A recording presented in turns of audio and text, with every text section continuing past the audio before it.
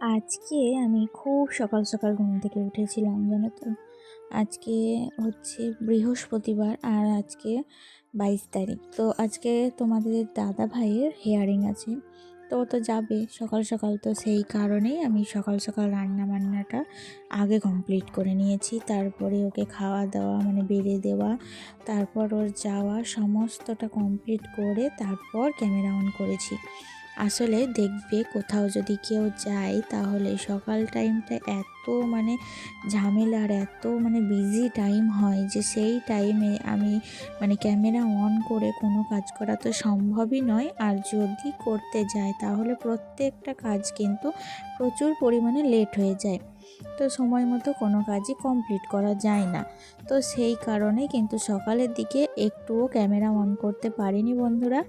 তো এখন কিন্তু বাজে সকাল 11টা। তো এখন থেকেই আমি তোমাদের সাথে নিয়ে আজকের ব্লগটি শুরু করছি। তো তারপরে তো ফাইনালি ওরা সবাই চলেই গেল খাওয়া দাওয়া করে। আর নিচে আমরা তো মানে জলখাবার খেয়েছিলাম, ভাত হয়ে গিয়েছে সমস্ত রান্না বান্না। আর যেহেতু নিরামিষ রান্না করেছি বৃহস্পতিবার বলে, তাই আর তাড়াতাড়ি কমপ্লিট হয়ে গিয়েছে। তো কালকে তো পুজো সরস্বতী, তো আজকে বাড়িঘরটা একটু পরিষ্কার পরিচ্ছন্ন, মোছামুছি ঝাড়মোছ সব কিছুই কিন্তু কমপ্লিট করতে হবে। তারপরে ভাবছি ছেলেকে নিয়ে টিউশনি যাব, তো সেই কারণে সবটা তাড়াহুড়ো করে কাজটা কমপ্লিট করছি।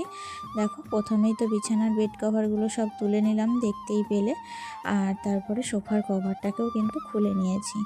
আর অনেক দিন থেকেই ভাবছি যে ফ্রিজটাকে পরিষ্কার করব। আসলে কি বলো তো, অনেক দিন মানে ঠান্ডা, লক্ষ্মী পুজো তো মানে ভীষণ ঠান্ডা কয়েকদিন পড়েছিল, তো সেই কারণে ফ্রিজটা আমি আর ব্যবহারই করছিলাম না কয়েকদিন, মানে ফ্রিজে কিচ্ছু তেমন নেই, কিন্তু ফ্রিজটাকে চালাইওনি সেই কারণে। তো আজকে ভাবলাম যে ফ্রিজটাকে একটু পরিষ্কার করি, কারণ সরস্বতী পুজো আসছে, তো আমাদের তো কলাই সিদ্ধ হবে, তো কিছু যদি বেঁচে টেচে যায় তখন কিন্তু ফ্রিজের মধ্যে রাখা যাবে। তো সেই কারণে ফ্রিজটাকে আবার আমি তো ফ্রিজে মানে মাছ মাংস ডিম কিছুই কিন্তু ফ্রিজে ইউজ করিনি। তো সেই কারণে পুজো পার্বণ হলে আমার অতটা কিন্তু অসুবিধা হয় না ফ্রিজে জিনিসপত্র রাখতে। তো দেখো মানে এই যে কয়েকদিন আগে মানে এই যে বাজারগুলো রাখা ছিল, কয়েকদিন ফ্রিজটা চালায়নি, তো সেই কারণে বাজারগুলো না সমস্তটা মানে সাদা সাদা একবারে সওয়া পড়ে গিয়েছে, আর সমস্তটা পচে গন্ধ করছিল। তো ফ্রিজটা মানে আমি কয়েকদিন লক্ষ্মী পুজো থেকে এতই ব্যস্ত ছিলাম যে ফ্রিজের এই যে আমার ঘরের যে সমস্ত বাড়তি কাজ ঝাড়মোছ এইসব কাজ না একটুও কমপ্লিট করতে পারিনি।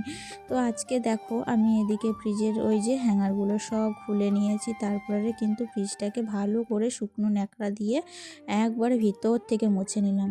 তো তারপরে ফ্রেশ সবজিগুলো ভালো করে একটা একটা করে গুছিয়ে ফ্রিজের মধ্যে রাখবো।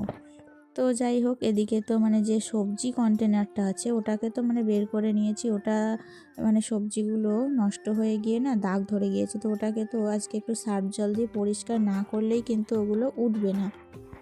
তো ওটাকে খুললে তারপরে কিন্তু আমি জলের মধ্যে সার্ফ জল দিয়ে কিন্তু ওটাকে ভিজাতে দিয়েছি। আর এদিকে ততক্ষণ আমি ফ্রিজটা পরিষ্কার করছি।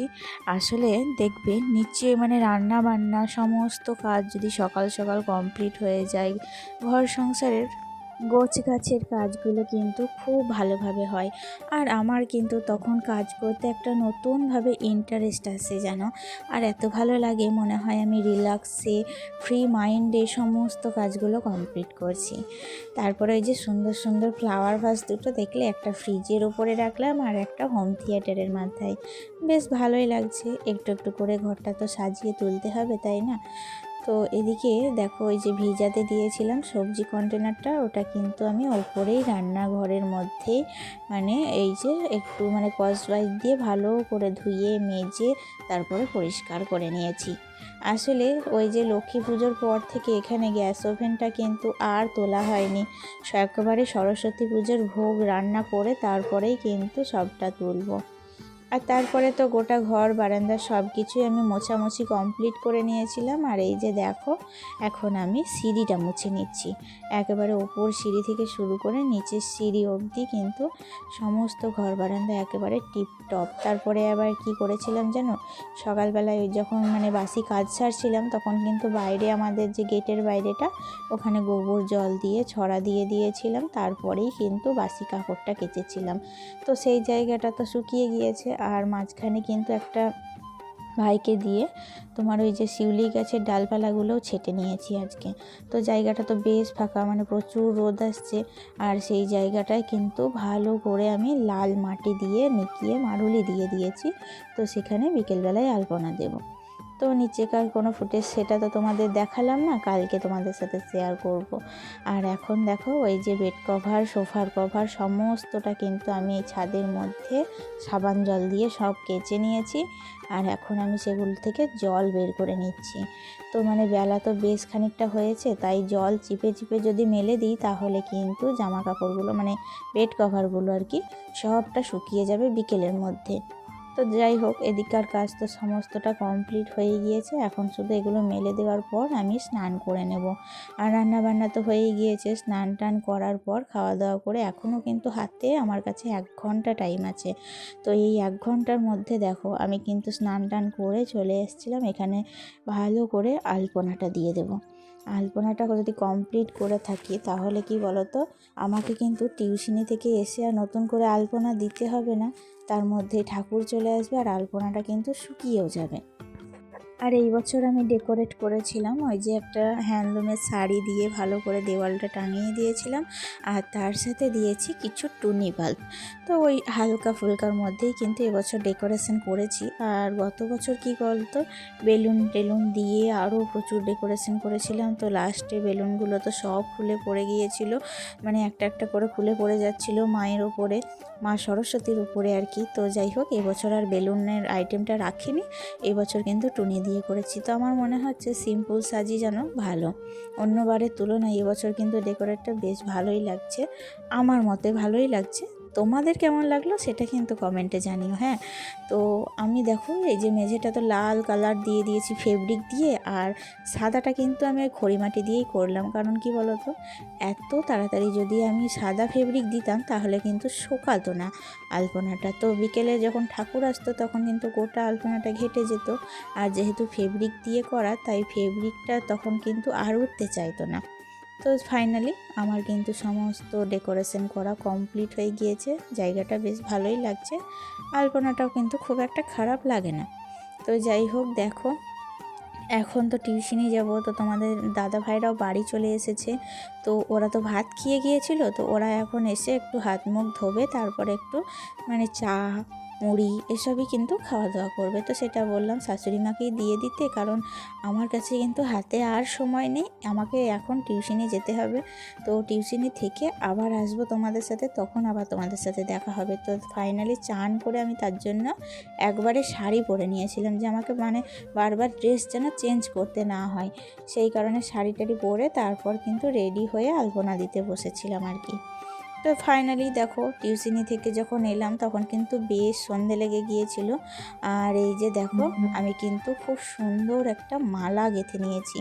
ওই যে চন্দ্রমল্লিকা ফুলগুলো আমার বাগানে ছিল না, সব চন্দ্রমল্লিকা ফুল দিয়ে আর একটা বড় গোলাপ দিয়ে এই যে কী সুন্দর মালাটা গেঁথেছি। খুব ইচ্ছা ছিল যেন এরকমভাবে মালা গেঁথে মা সরস্বতীকে পরানোর। তো তারপরে এই যে সন্ধেবেলায় এখন চলে এসেছি, আর একটু আলপনা দেওয়া কমপ্লিট হয়নি, তো সেটাকেও কমপ্লিট করে নিলাম। আর এখন কি করব বলো তো, মা সরস্বতীকে মানে আমি যতবারই বলছি যে এই নারায়ণের পাঠটা জানো তো এটা কিন্তু ছোট, তো মা সরস্বতীর মূর্তিটা তো অনেক বড়ই করেছে শুনলাম আর কি, দেখিনি। তো আমি বারবারই বলছি যে গত বছর তো মানে এর থেকেও ছোট করেছিল, তো তখন কিন্তু এই নারায়ণের পাঠে মা সরস্বতীটা বসেনি। তো এবছরও আমি বললাম আমার হাজব্যান্ডকে যে ওটা বসবে না, তো শুধু মানে মেঝেতে ওই ধুতি পেরে তারপরে তুমি মা সরস্বতীকে বসাও। তো কিছুতেই আমার কথা শুনছে না, তো বলছে যে না আমি নারায়ণের পাটেই বসিয়েছিলাম, এবছরও বসাবো। তো আমি বললাম যাকগে তোমার ইচ্ছাটাই থাকুক, আমি আপনার এখন রেডি করে দিলাম, তো তারপরে যদি হয় তো বসিও তুমি, আমার কোনো আপত্তি নেই। তো ওদিকে তো মানে সব কিছু রেডি করে রেখে এদিকে আমি এখন দেখো মানে কালকে তো 2 দিনকার রান্না করতে হবে, মানে কালকে রান্না করে পরশু দিন আমাদের সব ঠান্ডা ঠান্ডা আর কি। তো সেই কারণে এখন রাত্রিবেলায় বসে পড়েছি তরকারি কাটতে। রাত্রিবেলা খুব একটা না, ওই সন্ধে 6টা বাজছিল তখন। আর এখনও কিন্তু মা সরস্বতী বাড়ি আসেনি। কেন বলো তো? কারণ এখনও কিন্তু ঠাকুর সাজানো চলছে, ঠাকুর এখনও কমপ্লিট হয়নি। তো আমার হাজব্যান্ড ফোন করে জানালো যে ঠাকুর কিন্তু সাজানো এখনও হয়নি কমপ্লিট, তাই আমাদের যেতে একটু দেরি হবে। তো আমি ভাবলাম ওদের যখন আসতে দেরি আছে তখন কিন্তু আমি এদিকে তরকারিটা কেটে আমার কাজটা একটু আগিয়ে রাখি। আগের দিন তরকারি কাটা থাকলে পরের দিন রান্না করতে বেশ সুবিধা হয় যেন। তো যাই হোক, এদিকে দেখো আমি জিরি করে আলু ভেজে নিচ্ছি। আসলে আলু ভাজা করব আর টমেটো আর নতুন আলু দিয়ে একটা টক করব বড়ি দিয়ে। আর তাছাড়া বেশ কিছু ভাজা ভুজি, এদিকে ফুলকপি আলুর তরকারি, ডাল, যা হয় আর কি, ধরো এরকমই রান্নাবান্নাটা করব। তারপরে আমাদের ওই যে ঢাক যে বাজাবে, ধরো নাপিত, তারপরে ঢোকা, ওরাও সব খাওয়া দাওয়া করবে। তো পুজোর জোগাড় কিন্তু অনেক কমপ্লিট হয়ে গিয়েছে যেন। আর আমি নিজেই দেখে নিজেই কিন্তু মুগ্ধ হয়ে যাচ্ছিলাম, কারণ এত সুন্দর মায়ের চেহারাটা হয়েছে। ফাইনালি মা এসেছে আমাদের বাড়িতে। তো দেখো এত পরিমাণে বড় হয়ে গিয়েছে এবছর মা, যে নিয়ে যেতে না 4টে মানুষ কিন্তু হিমশিম খেয়ে যাচ্ছিল। আর বিশেষ করে আমাদের এই যে নিচেতলার সিঁড়িটা এত ছোট হয়েছে, মা সরস্বতী কেন, ওখানে সামান্য একটা মিটকেসও কিন্তু উঠতে যায় না এত তাই সেই কারণে কিন্তু আমার দোতলার ওপরে কোনো বড় কোনো ফার্নিচার নেই যেন। তো সব কিছুই ছোটোখাটো। আর ওই যে সোফাটা খুব কষ্ট করে উঠিয়েছিলাম, ঠিক সেই রকমই আজকে মা সরস্বতীকেও কিন্তু খুব কষ্ট করে উঠালাম। যাই হোক, এখন তো দেখো মাকে ওখানে বসানোর প্রস্তুতি চলছে। তো আমি যেটা বলেছিলাম সেটাই কিন্তু হচ্ছে। তো নারায়ণের পাটে কিন্তু হলো না, ফাইনালি ওখানে কিন্তু মেঝেতে ওই যে নতুন কাপড়টা পেতে তারপরেই কিন্তু মাকে বসানো হলো। তো মা তো ওখানে বসে গিয়েছে। তারপরে দিদি কিন্তু একটু ধূপবাতি, শাঁখ, শঙ্খ, উলুধ্বনি সব কিছুই দিয়ে আমরা মা সরস্বতীকে মালাটাও দিদিকে বললাম যে পরিয়ে দাও। তো ফাইনালি সব কিছু রেডি করে রাখলাম, এখন অপেক্ষা কালকে পুজোর জন্য। তো চলো তাহলে বন্ধুরা, আজকের ভিডিওটি কেমন লাগলো আজ এতটুকুই রাখলাম। তো কালকে দেখা হচ্ছে আবার নেক্সট ব্লগে। তো ততক্ষণ ভালো থেকো, সুস্থ থেকো, আর অবশ্যই জানিও আজকের ব্লগটি তোমাদের কেমন লেগেছে। টাটা।